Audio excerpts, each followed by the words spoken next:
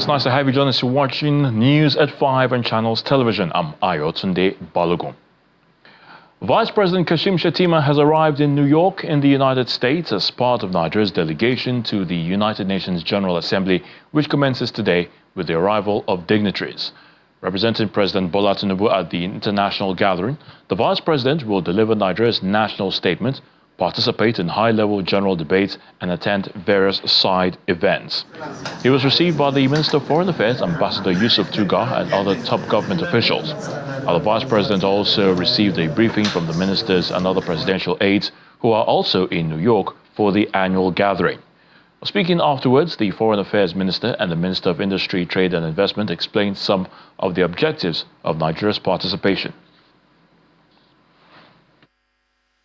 Nigeria has a UN Global Convention on Taxation that it is championing. It's something that is very central to the ongoing push to reform the global financial architecture.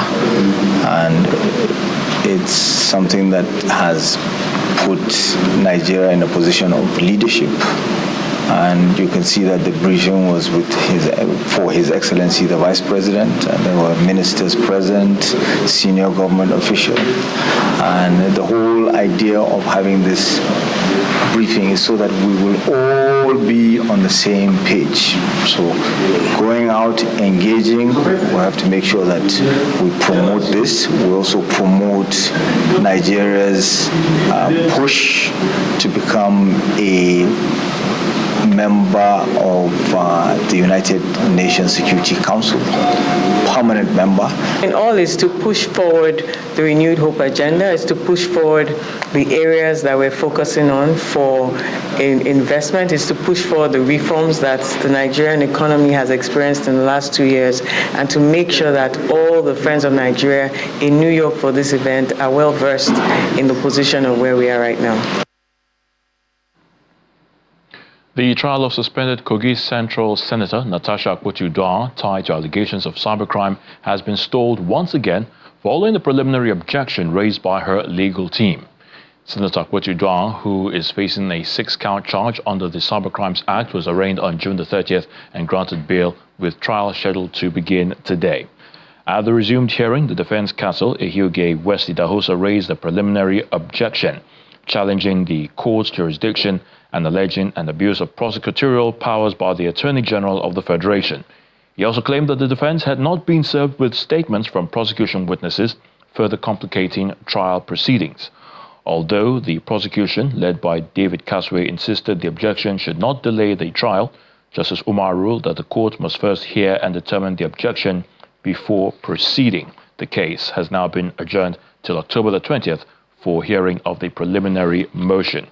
Senator Akpoti is accused of transmitting false information via electronic means with intent to incite, endanger lives, and breach public order, claims which include allegations that Senate President Godswill Akpabio ordered her assassination through the former Kogi State Governor, Yahaya Bello. More legal matters. Justice Emeka Nwite of the Federal High Court, Abuja, has fixed September the 29th for hearing of a motion filed by the Osun State government challenging the jurisdiction of the court to hear a suit against withheld local government funds. At the resumed hearing, the Osun State government insists that since the vacation of the court came to an end on September the 16th, the case should be transferred back to Osogbo. Now, its motion challenging the jurisdiction of the Abuja division of the court was predicated on 2 grounds, which includes that the authorization granted the Attorney General of the Federation for the matter to be heard during vacation in Abuja had been overtaken on the grounds that the vacation has come to an end. Now, the motion filed by the lead counsel to the state government, Musibao Adetubison, the office of the Chief Judge of the court, mandating the Justice Emeka Nwite to substantively determine the suit in Abuja.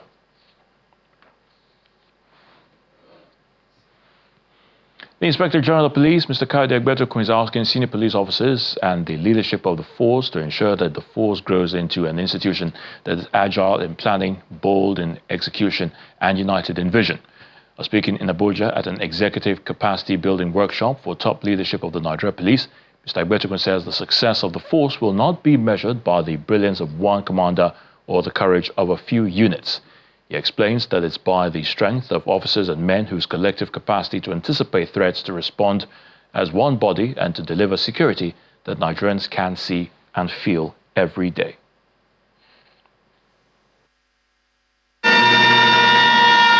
From the 36 states of the Federation and the Federal Capital Territory, senior police officers converge on the Police Resource Center for an executive capacity building workshop.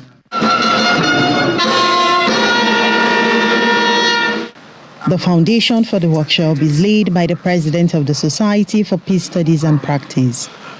This initiative resonates with the Nigeria's national security strategy, the police reform agenda, and global peace-building frameworks. It reflects our shared commitment to institutional excellence, operational foresight, and principled governance. With insecurity threatening the peace of the nation, the justification for the workshop is emphasized. We are talking about bandits. Another moment we are talking of terrorists. Whatever is the case, the truth is that Nigeria has become very sadly a protracted conflict environment. That is the reality. The evolving nature of security threats and the need to adapt to the challenges is brought to the fore. The theme of this workshop, managing fast-paced security challenges in a protracted conflict environment, could not have been more apt. It speaks directly to the paradox of our time. Conflict has stretched across years, yet changed form and intensity daily. We face adversaries who are not only persistent but adaptive. Criminal syndicates exploit technology to expand their reach. Terrorist networks rebrand and reorganize to avoid defeat. Local conflicts, once contained, now spill across borders, amplified by social media and transnational alliances. This complexity demands from us more than courage alone. It demands foresight, creativity, and the ability to lead in an environment of constant flux. The one-day workshop, among other things, aims to enrich the knowledge of senior police officers in the areas of conflict analysis, conflict-sensitive decision-making, early warning signs, and early warning response.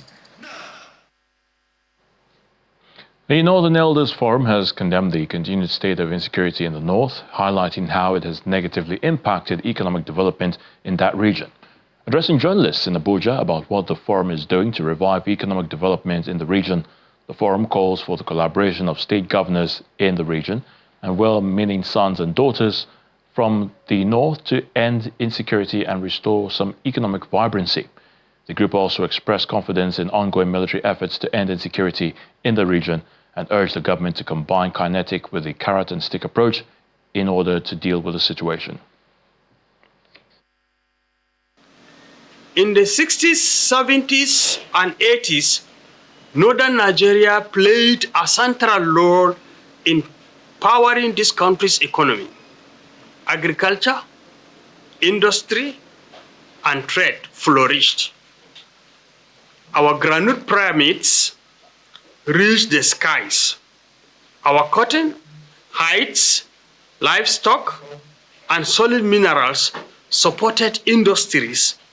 Over the years, however, new challenges have emerged, ranging from insecurity to underinvestment.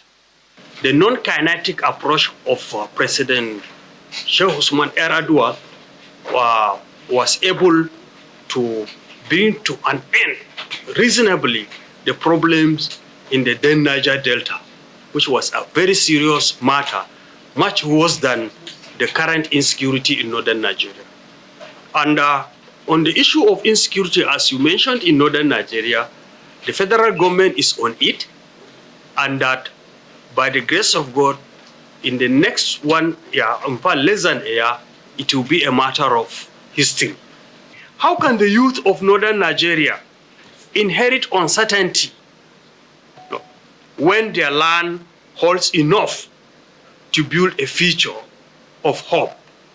This summit is about turning that paradox into opportunity and ensuring that northern Nigeria steps confidently into a new era of growth. The Edo State Special Security Squad, codenamed Operation Flush Out Cultists and Kidnappers, has demolished 4 buildings connected to suspected cultists in Isako West local government area of Edo State during an operation led by the Chief Security Officer, Government House, and the Governor's Principal Security Officer. 20 suspects were also arrested in the course of the operations. Among the houses demolished is a building located on Ibiado High Street behind Otaro Primary School in Aochi, owned by a wanted cultist known as To Believe. The recent operation follows the brutal killing of a young man, a barber in South Ibie, an act tied to rival cold clashes.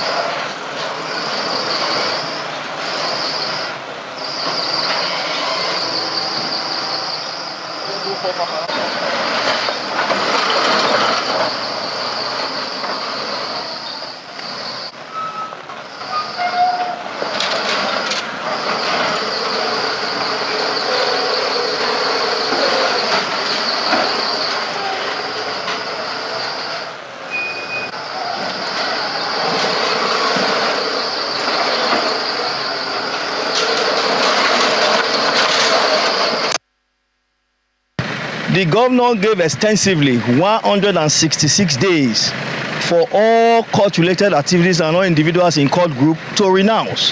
And he provided leeway for them to exercise this renunciation. He even gave soft loans, skills acquisition, and all sorts of provisions for them to come near him and let them discuss with him the way forward. But these provisions were defied, and even now the court activities even strive more. The governor felt offended and he said this must stop. And I believe that a desperate times like this call for desperate panacea to solve it. And this is one of the actions of that desperation. If all these things cannot take place or will not take place, cultism must still strive. It's a very long lesson to all landlords, long lesson to all members who is still persistent in cultism to stay out of court. Come to a renunciation table. The governor wants to listen to you.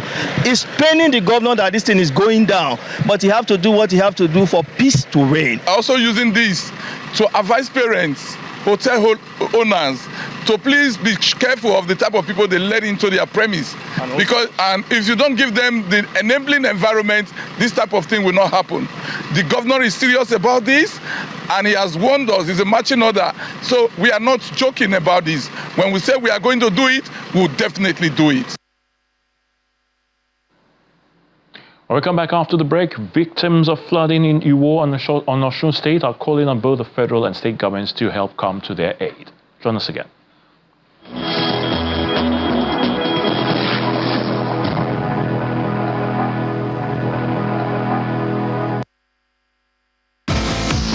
In every show, we bring you closer to the fastest growing movie industry in the world.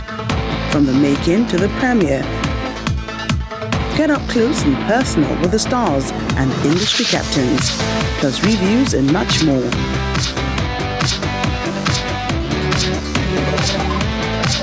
Nollywood Uncut, every week at these times.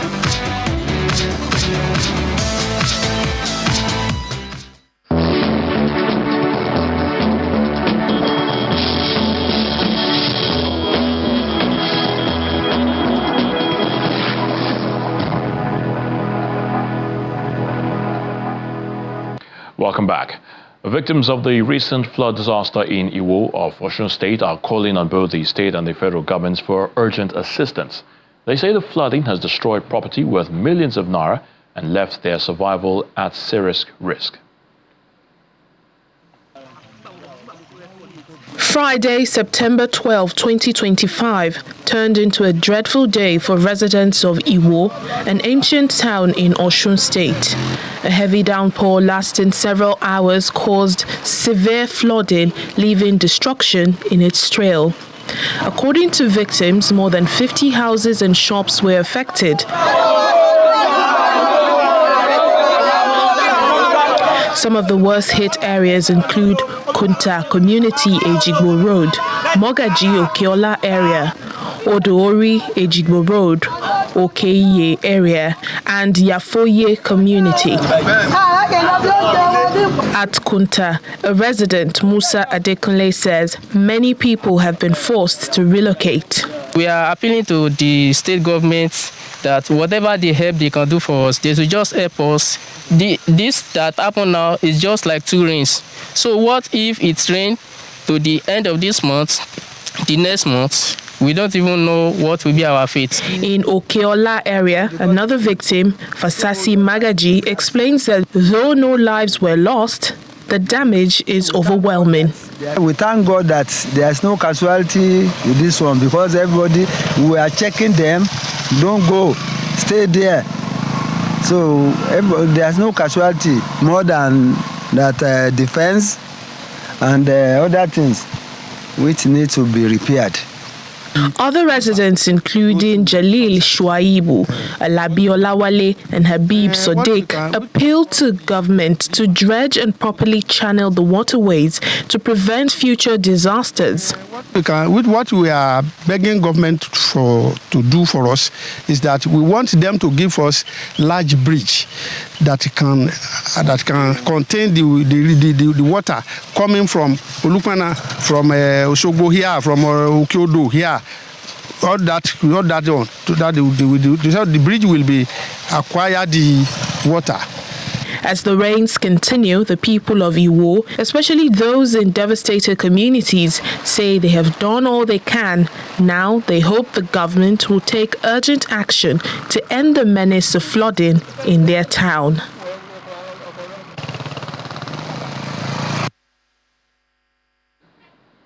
In Ogun State, residents there, especially in the capital city of Abeokuta, are calling on the government to step up efforts to provide clean and safe water for homes and businesses. Many say the shortage has forced them to rely on unsafe sources, raising health and safety concerns. The state government, however, says the call has not gone unnoticed. Officials are now reviewing critical infrastructure and ongoing projects to tackle the challenge and give residents better access to this essential resource. The issue of water scarcity in Abeokuta, the Ogun State capital, is a pressing concern that demands immediate attention as many residents continue to seek alternatives.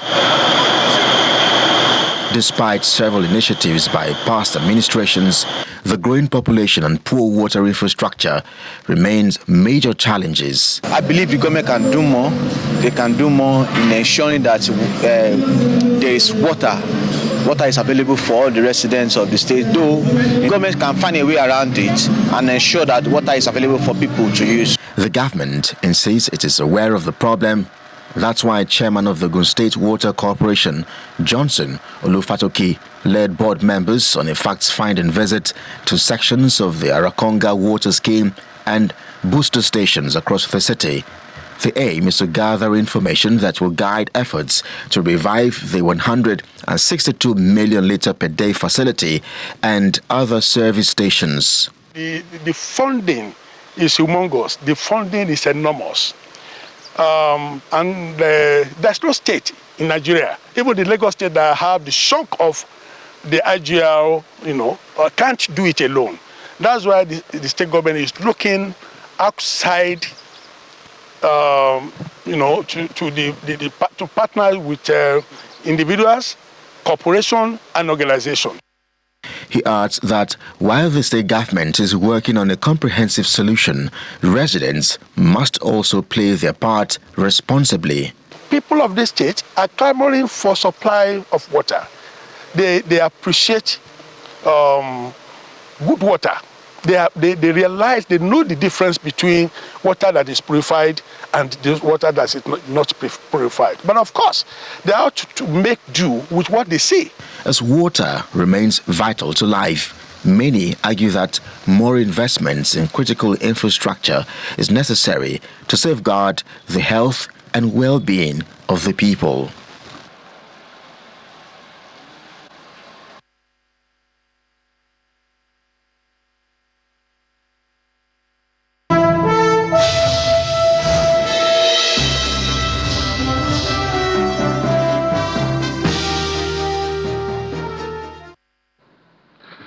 Welcome to Business News. The Central Bank's Monetary Policy Committee has begun its two-day interest rate decision meeting in Abuja, the nation's capital.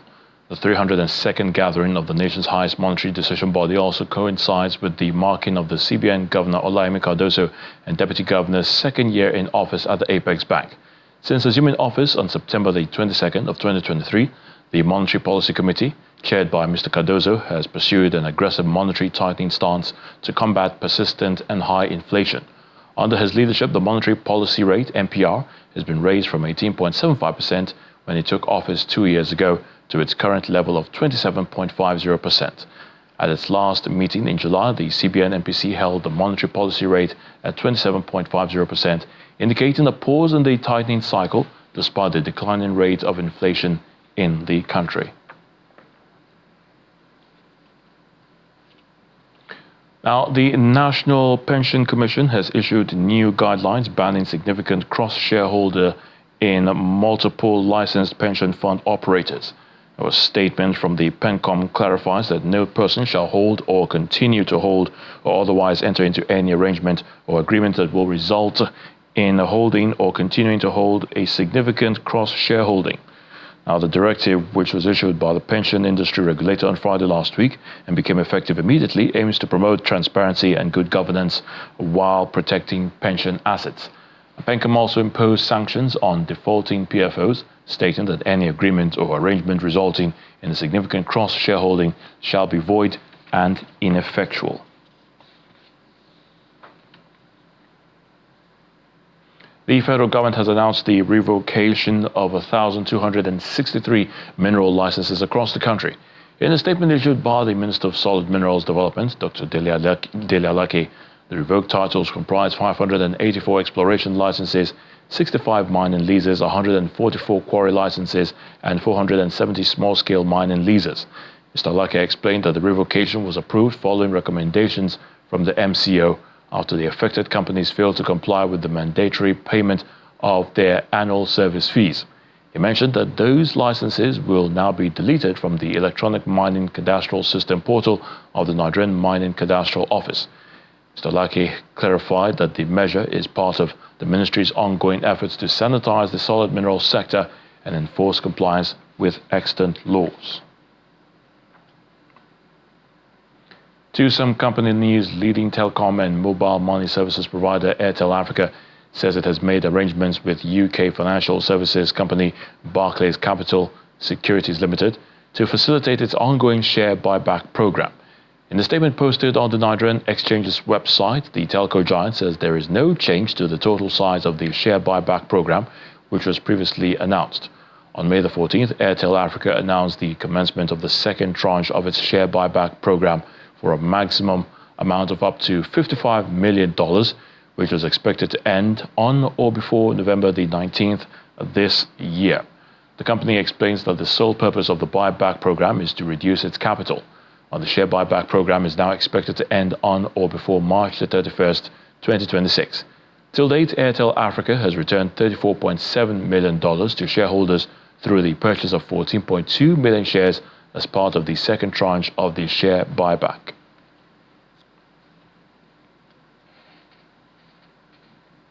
And that's news at 5 at this time. Many thanks for watching. I'm Ayotunde Balogun.